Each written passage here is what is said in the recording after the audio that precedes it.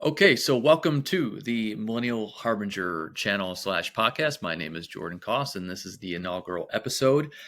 This title is a nod back to the individual by the name of Alexander Campbell in the 19th century, who was one of the two main leaders of what is referred to as the Stone Campbell movement in American church history, starting in the 19th century. And if you are a member of a church within that tradition, you understand the title of this channel. And because the Millennial Harbinger just so happens to be the title of a journal that Alexander Campbell authored for a long time. But in this case, I am the millennial. So if you are a member of a church within that tradition, hopefully you appreciate that Bible dad joke by the title of this channel. But anyways, this platform I want to be initially a means of and a place of discussing same-sex sexual attraction, homosexuality, LGBTQ plus, that topic from a biblical viewpoint, right, through a biblical lens.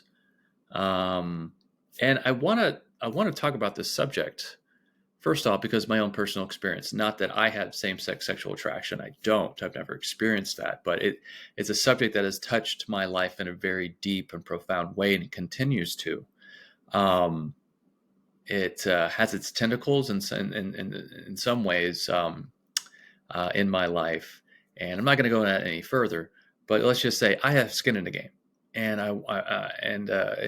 because of my experience with it, I want to talk about it, despite so many other voices in the marketplace, if you will, and on YouTube talking about this subject.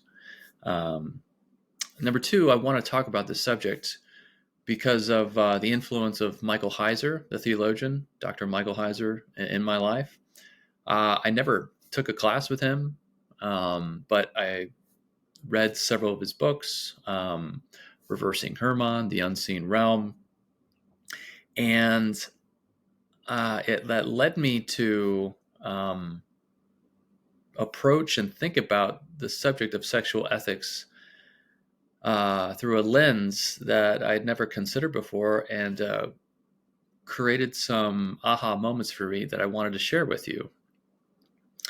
Michael Heiser passed away almost a year ago, last February, and in some ways, I want this channel to honor him and his memory, because that is one example of a biblical scholar that kind of gave his stuff away for free on his podcast, the Naked Bible podcast, which they're continuing, on various videos that he put out on YouTube, through his websites, making his doctoral dissertation available for free online, among several other of his articles.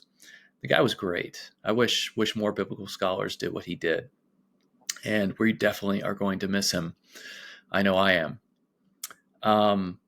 But my personal experience and the influence of Dr. Michael Heiser and his writings and theology led me to write a paper in my last class that I was taking for my doctorate of ministry degree at Fuller Theological Seminary, right here.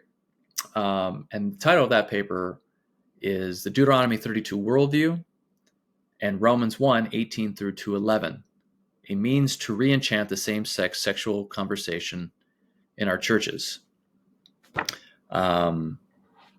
If you're like me, you've probably are a member of a church or have been a member at a church in the past that tried to tackle this subject, and maybe it went well, maybe it didn't. In my case, it didn't really go well, and for a number of reasons. And I wrote this paper after the fact, also to try to okay, how can we approach this subject in a better way? But I wanted to read to you this quote that led me to writing this paper, that led me to looking at the subject of sexual ethics, LGBTQ plus, homosexuality, same-sex sexual relationships through the lens of Heiser's Deuteronomy 32 worldview. Let me grab my phone real quick. I left it over here. And so the quote goes like this, and it comes from his book, The Unseen Realm. I'm going to read you the paragraph, and then I'll go back and read and emphasize the sentence that was very significant, that created an aha moment for me. That paragraph goes like this. The Deuteronomy 32, 8 and 9, or Deuteronomy 32, 8 and 9 describes how Yahweh's dispersal of the nations at Babel resulted in his disinheriting those nations as his people. This is the Old Testament equivalent of Romans 1, 18 through 25, a familiar passage wherein God gave humankind over to their persistent rebellion. The statement in Deuteronomy 32, 9 that the Lord's, i.e. Yahweh's, portion is his people, Jacob is allotted heritage, tips us off that a contrast in affection and ownership is intended. Yahweh, in effect, decided that the people of the world's nations were no longer going to be in relationship to him. He would begin anew. He would enter into covenant relationship with a new people that did not yet exist, Israel. The implications of this decision and this passage are crucial to understanding much of what's in the Old Testament, and as he'll go on to argue, the New Testament as well. But that sentence that gave me that aha moment is this. Deuteronomy 32, 8 and 9 is the Old Testament equivalent of Paul's words in Romans 1, 18 through 25, or Paul's words in Romans 1, 18 through 25 is the New Testament equivalent of Deuteronomy 32, 8 and 9. And when I read that sentence, I was like, you got to be kidding me. That's interesting. And so that spurred me on to write this paper back in 2020. Again, that was my last class of my D-Min degree at Fuller. And it was with Richard Beck. The class was Enchanting Faith, Worship, Spiritual Formation, and Evangelism in a Secular Age, based off of Charles Taylor's works and his main book called A Secular Age, where he talks about the age of authenticity and all of us being disenchanted to some degree as a result, and the need for reenchantment. And so this paper, which I'll go into in starting next episode, is a means of reenchanting the conversation in regards to sexual ethics, reading Romans 1, 18 through 25, etc., through a reenchanted Deuteronomy 32 lens. But what's really a little bit aggravating and disappointing, but is the fact that Heiser didn't unpack that anywhere in his writings. In the book Unseen Realm, in his articles, nothing I could find did he kind of unpack that and say, here's how I see the Deuteronomy 32 worldview at play within Romans 1, 18 through 25. I wish he did, but he didn't. I wish I could have had a conversation with him. Wish I could have brought him on to a podcast like this to have a conversation, which he did for a lot of different podcasts, as you can see and search online and on YouTube. But I want to kick off this conversation by taking us through this paper, which again is a work in progress. Every paper is. You can't do everything you want in a paper. And this is definitely incomplete, but I want this to use this as a springboard, diving board into a further and deeper unpacking conversation of approaching sexual ethics through Heiser's Deuteronomy 32 worldview. There's a lot of content already, I know, but not from this angle, which makes me wonder, I'm like, is this even legit? I don't know. Maybe you can tell me in the comments. But I have not found anybody else yet. There probably is, there probably is. But I haven't found anybody yet to approach the subjects of sexual ethics, homosexuality, same-sex sexual relationships, homosexual lifestyle, and can you be a Christian or not, through this lens, through this angle of the Deuteronomy 32 worldview. Now, I come, like I mentioned before, from Church of Christ tradition. Church of Christ were born out of the Stone Campbell movement. And again, I'm launching into this conversation. I wrote this paper in response to an affirming trend in general in the Christian church in America, where do you want to say evangelical or whatever, there's an affirming trend, especially in churches of Christ. And one example of that affirming trend is Sally Gary, who recently wrote a book called Affirming. Karen King, she married back in the end of 2020, and Karen King has a book about this. Leads, I think, lectureships, seminars, spiritual seminars, spiritual formation, spiritual growth seminars on this subject.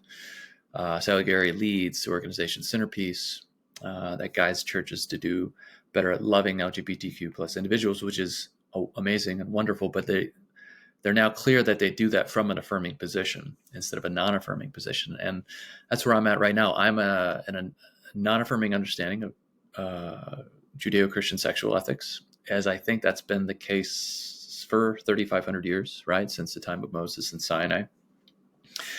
And so, yeah, that's one example within at least the Church of Christ tradition of an affirming trend in the American church in regards to sexual ethics. And what I want this conversation to be is somewhat of a slow plod. I am not a fast reader. It takes me a long time to sit and to stew and to ruminate as I write. I'm not a very fast reader or fast writer. And in order to do good, deep work, whether in this podcast, in this channel, or in a theological paper, I want to go slow. I want to go deep. And I want us to learn together, because I know there's a lot of things that I don't see right now. And I want to find those things. And I want to help you as well think through this, because this is a very important subject for those who are teaching the Bible, for those who are same-sex attracted and wondering whether or not can I be a Christian and live this lifestyle or not. It's a big deal. It's a big deal. And I humbly enter into this conversation, and I also humbly enter into this conversation knowing that there's going to be a lot of disagreement. And I might get a lot of pushback within my own life and the own people I know in my life. And I kicked around the idea of starting this conversation. I've been doing that for a long time now, and I'm just like, you know what? Let's just start this.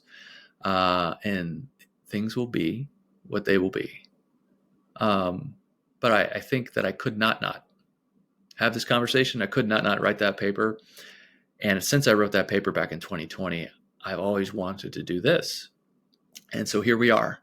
Come what may, we're going to have a good conversation. It's going to be an interesting conversation, and I'm excited about it because this is so interesting, and I hope you find it interesting as well. And I don't value as we try to understand Scripture together in many different facets, because when we look at Scripture in terms of this topic and Deuteronomy 32 worldview, we're going to notice a lot of different things, and it's going to be a fun ride. But hey, so I'm going to cut this episode off now. In the meantime, before you watch the next episode, maybe you should read some of Heiser, watch some of his videos online on YouTube. He's got his Unseen Realm documentary, Angels documentary, for free on YouTube, his Demons documentary for free on YouTube, his Supernatural seminar, videos from his Awakening School of Theology, which he founded down in Jacksonville, Florida, at a church down there a few years before he passed away from cancer. And also, one real quick note before I go. This book just came out by Rubel Shelley, who is a former minister in Churches of Christ. Obviously, he's a scholar, got his PhD from Vandy. Also former university president. I was at Rochester College when he was the president up there in Rochester Hills, Michigan, outside Detroit. But the book is Male and Female, God Created Them, a biblical review of LGBTQ plus claims. And he takes, very interestingly, a non-affirming position in this book. I know I grew up in a tradition where very conservative Church of Christ, which regarded people such as Rubel as liberal, right? And fallen away. But how interesting that he takes his position, the non-affirming position, in his book.